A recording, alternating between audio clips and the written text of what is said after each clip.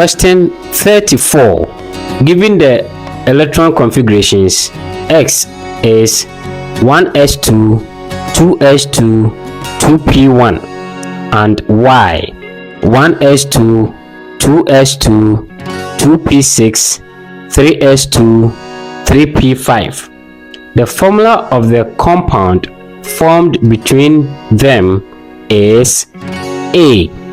XY, B. X3Y, C.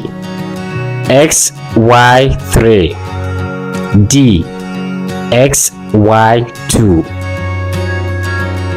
The correct answer is C. XY3. Explanation: X is likely a group 13 element which forms +3 ions, and Y is a group 17 element which forms -1 ion.